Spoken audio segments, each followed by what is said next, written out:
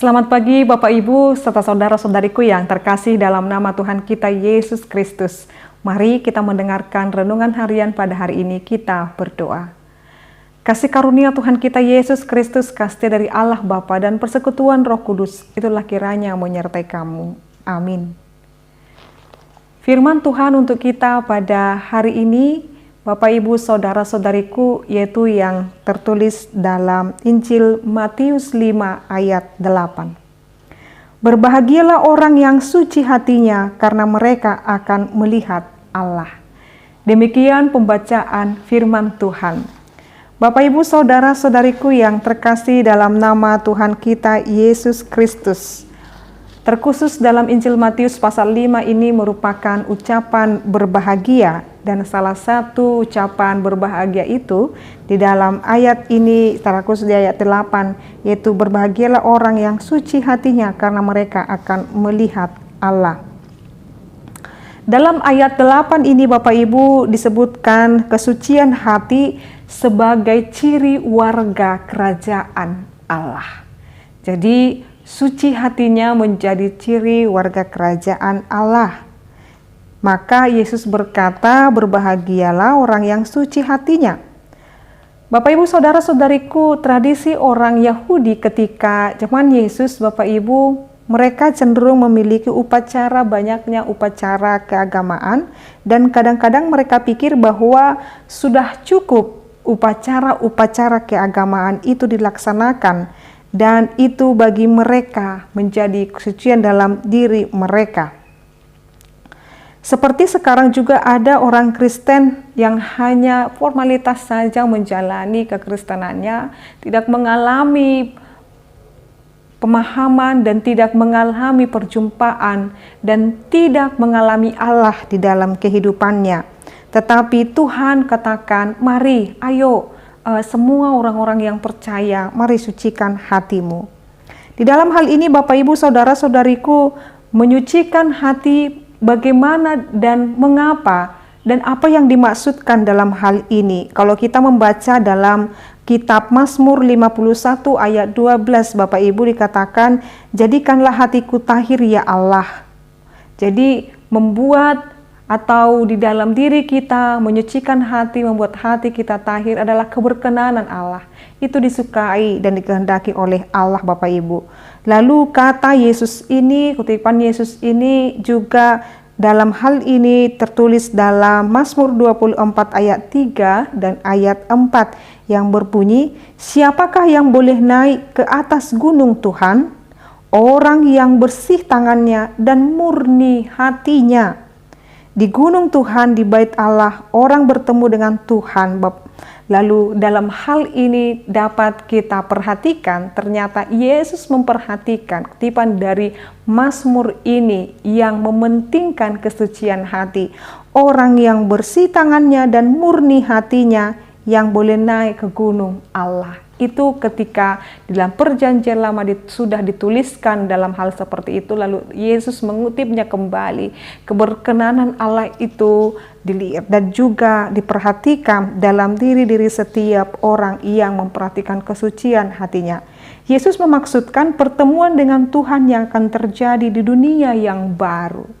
Jadi kita mengimani kita akan bersama-sama dengan Dia dalam dunia yang baru, hidup dalam kekekalan.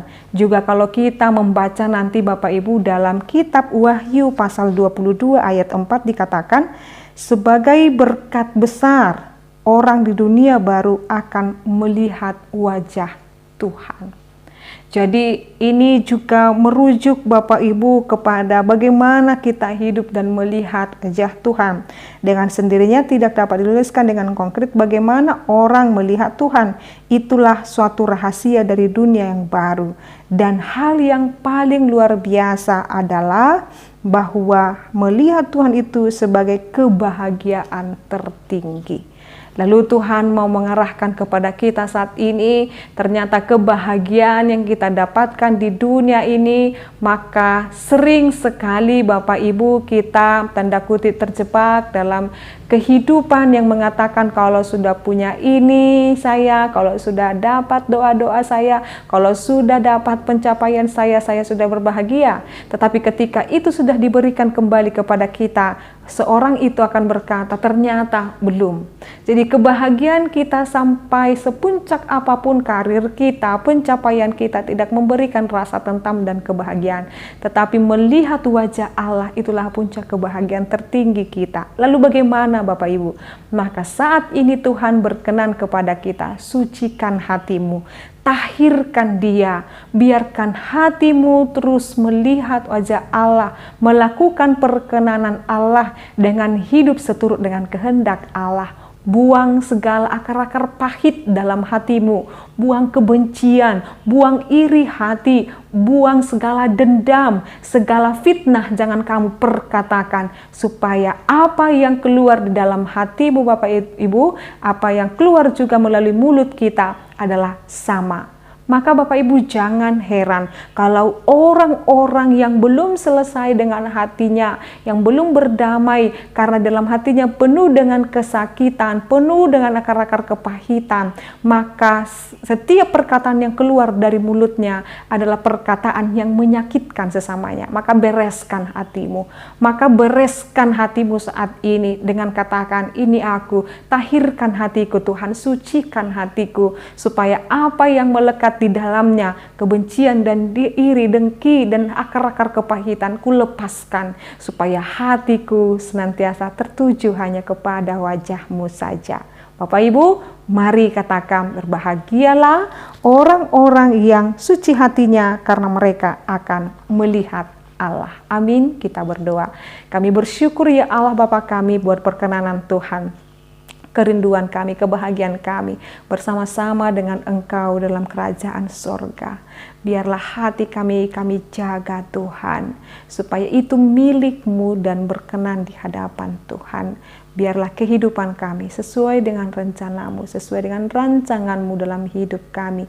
Engkau yang menjaganya, Engkau yang membuang segala akar-akar kepahitan di dalam hati kami. Maka apa yang dalam hati kami Tuhan menjadi berkat. Dan ketika kami melanjutkan aktivitas kami, pekerjaan kami, sekolah dan juga kegiatan kami sepanjang hari ini, berkenan di hadapan Tuhan. Terima kasih Yesus Kristus. Dalam nama-Mu kami berdoa. Anugerah daripada Tuhan kita Yesus Kristus, kasih setia dari Allah Bapa, dan persekutuan Roh Kudus itulah kiranya menyertai dan memberkati-Mu sekarang sampai selama-lamanya. Amin. Selamat pagi Bapak Ibu serta saudara-saudariku, Tuhan Yesus memberkati. Shalom.